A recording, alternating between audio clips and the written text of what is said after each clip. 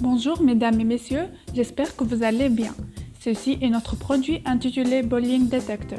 On va commencer par la problématique et le besoin. En fait, 30% des enfants pensent à se suicider à cause de harcèlement. 12% des élèves sont victimes de harcèlement et la plupart des enfants ayant subi du harcèlement développent des complexes psychologiques. Et donc notre besoin, c'est de lutter contre toute forme de harcèlement, réduire et éliminer le souci des parents en protégeant leurs enfants et enfin assurer un milieu éducatif de qualité. Bullying Detector vient donc comme solution pour lutter contre le harcèlement. En fait, ce bracelet intelligent va détecter toute forme de violence physique qu'elle soit ou verbale.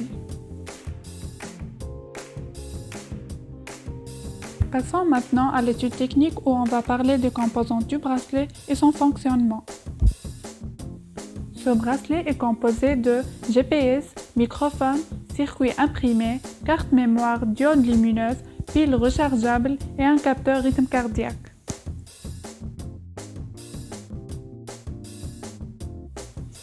Quant au fonctionnement du bracelet, il détecte et analyse la parole grâce à un algorithme d'intelligence artificielle. En fait, c'est un algorithme de détection de mots-clés qu'on a déjà entraîné et testé avec quelques mots spécifiques. Par suite, il envoie une alerte tout en étant connecté à l'administration grâce au Wi-Fi.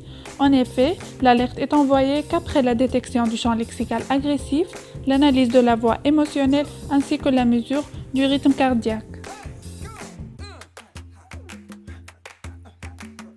Parlons maintenant de notre application web Stop Bullying.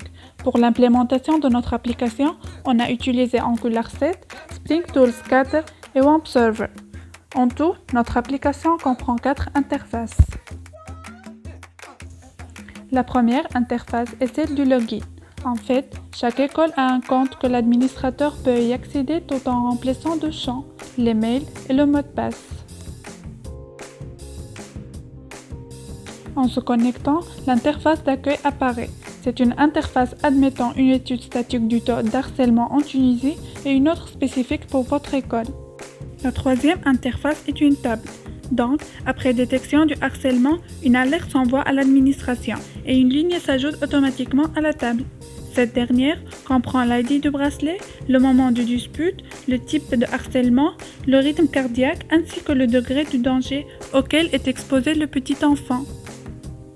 Concernant la dernière interface, elle permet de préciser la localisation du bracelet en simple cliquant sur l'ID, permettant ainsi l'intervention rapide de l'administrateur. Donc c'est tout, j'espère que l'explication a été claire et simple et merci pour votre attention.